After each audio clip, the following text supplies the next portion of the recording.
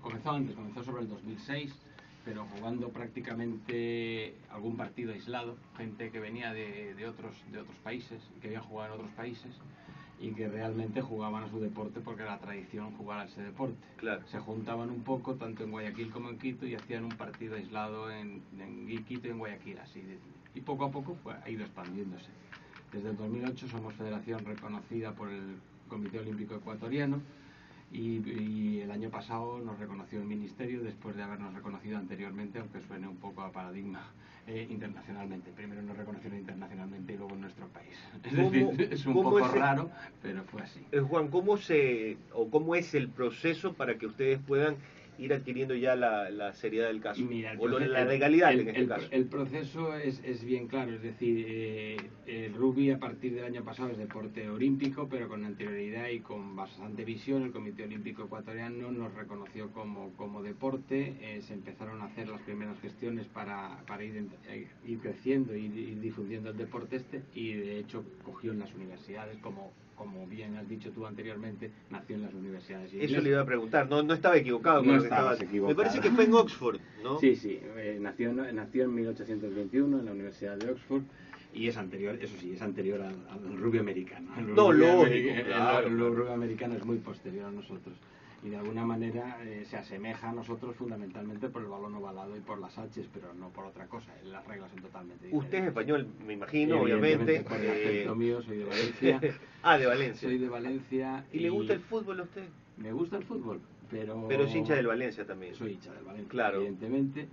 Pero jugué 18 años al rugby, fui internacional por mi país. ¿Pero lo jugó en España? Lo jugué en España. ¿Se juega mucho en España el rugby? Se juega bastante en España. ¿Sí? Mire, no me lo hubiera imaginado. En estos momentos estamos en la posición 19 a 20. Correcto. Una pregunta. La gente tiene a veces la idea de que este tipo de deportes como el rugby o el fútbol americano son violentos. Eso es cuando uno conversa con alguien que de pronto no sabe, piensa que hay mucha violencia, mucho contacto físico. ¿Es tan así o de repente es solamente una mala impresión que tiene la afición? Bueno, el rugby, igual que el fútbol americano, es un deporte de mucho contacto físico. Pero con la diferencia del fútbol americano, el fútbol americano se juega con protecciones, nosotros jugamos sin protecciones. Eso quiere decir que de alguna manera, a pesar del contacto físico, en realidad, y según ese mismo criterio, deberíamos tener un montón de lesiones. No es así, estadísticamente tenemos menos que el fútbol. Y eso como demostración de que el rugby es un juego realmente de mucho roce, de mucho contacto, pero con unas reglas muy marcadas y tradicionalmente se dice que el rugby es un juego de animales jugado por caballeros. Eso significa que nosotros el respeto va por encima de todo. Nosotros tenemos tres respetos que van por encima de cualquier cosa, que son el respeto al árbitro, que es fundamental. Si hubiera alguien por arriba de Dios, ese sería el árbitro de rugby, ese sería San Dios, por llamarlo de alguna manera. Sí, evidentemente al árbitro en ningún partido de rugby se le puede decir absolutamente nada, ni buenos días, o sea, ni señor. A veces con el señor se puede decir fuera, es decir, no se le puede discutir. Rígido, totalmente. Al contrario, hay un respeto al contrario muy importante. Nosotros evidentemente tenemos que, al contrario, no dejar que no nos haga un try o no nos haga una jugada para conseguir puntos. Y evidentemente nosotros tenemos que frenar al contrario, pero respetando al contrario bajo las leyes que marca el juego y un respeto a nuestros compañeros. Esos tres respetos están grabados en cualquier jugador de rugby. ¿Cuáles son los países considerados élite dentro del rugby a nivel mundial? El rugby a nivel mundial se divide en dos zonas, que es sur, digamos, y norte. En la zona norte, digamos, que están todos los países alrededor de Inglaterra, que son Inglaterra, Irlanda, Escocia, Gales, Francia y Italia, que forman lo que son el Seis Naciones, que es el torneo más importante de la parte del hemisferio norte. Listo. Y en la zona sur... Pero eso como selección. Como selección. Y como ligas también. O sea, es decir, las ligas de esos países son las más importantes. Ya. Y luego en la zona sur están, digamos, los descendientes de habla inglesa, como son Nueva Zelanda, Sudáfrica y Australia, que son antiguas colonias inglesas, por evidentemente, y Argentina. Y Argentina. Y en este momento forman lo que se llama trinaciones. Bueno, antes era trinaciones y ahora será Championship, y empieza en septiembre, la primera vez que Argentina compite contra esos cuatro países. Va a ser anualmente. Es decir, va a haber rugby aquí relativamente cerca de muy Ahora, Argentina, vamos a decir que es la meca del rugby en Sudamérica, por lo menos, pero que también tiene muchos años haciendo la práctica de ese deporte, países como Uruguay y Chile, me imagino. Por supuestísimo. De ahí, ¿cómo se fue dispersando por todo el continente? Te explico un poco. Nosotros, el continente sudamericano, evidentemente, Argentina lleva 100 años de rugby, 100 y pico años de rugby, y hay una diferencia grandísima. Chile y Uruguay llevan como 70, 75 años, es decir, los más próximos a Argentina, por difusión, evidentemente, y por contagio de cercanía, son los que primero también empezaron a jugar rugby. Y luego, posteriormente, entró Paraguay, entró Brasil, y ahora los últimos países que han entrado es la zona norte de Sudamérica. Entonces está Perú, Colombia y Venezuela, que entraron hace 20, 25 años, es decir, los más cercanos a nosotros nos llevan 20 o 25 años. Es tiempo. Es bastante, claro que sí, por supuesto. Y luego estamos entrando ahora nosotros y lo que es Centroamérica. Es decir, estamos entrando nosotros y la parte de Centroamérica, que son Costa Rica. No, sí, adelante.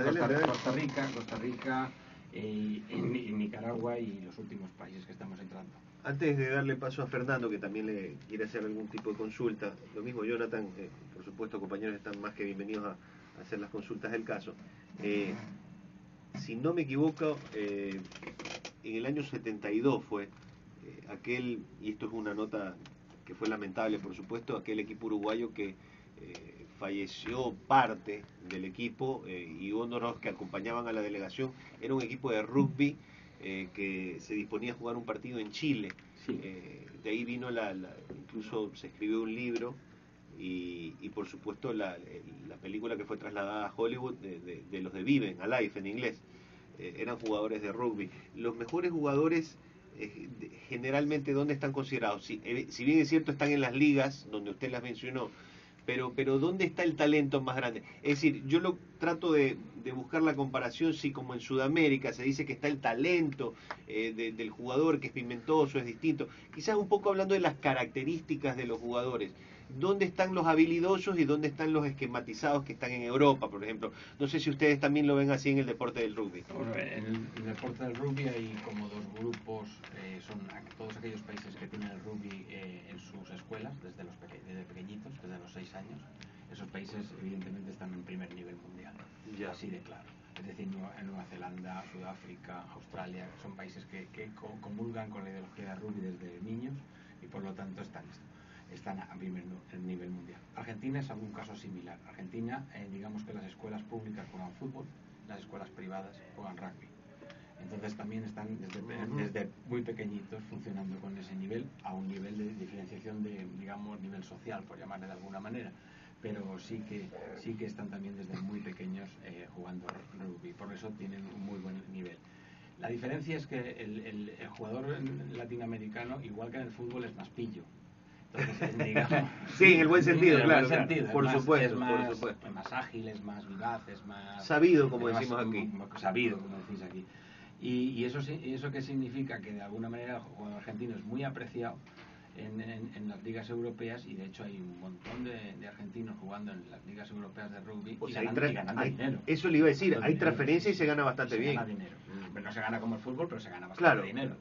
Un buen pilar está ganando prácticamente de $30.000 al mes, 40.000, 50.000, sí, es decir, no es el dinero del fútbol, evidentemente, pero es un buen dinero. Me voy a ver si me hago jugador de rugby. Es un buen dinero.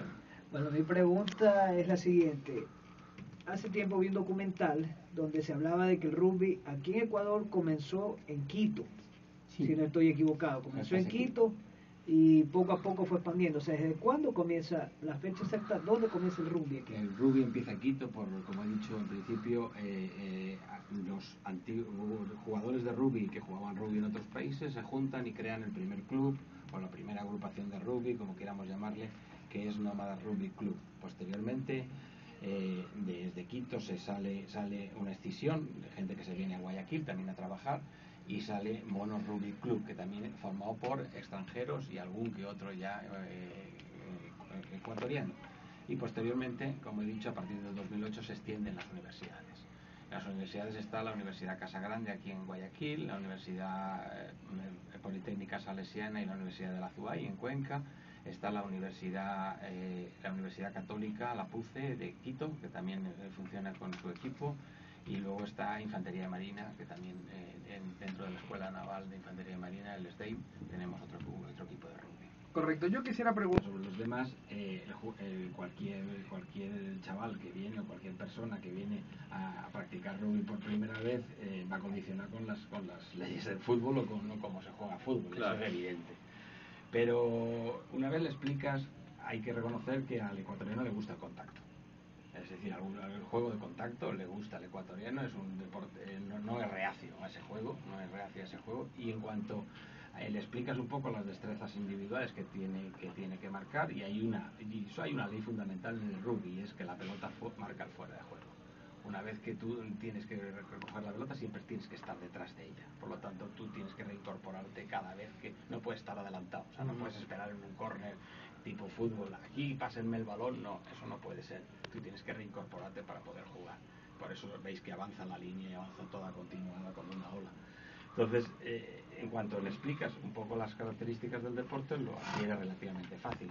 En este momento nosotros estamos montando la primera selección del Ecuador, que va a viajar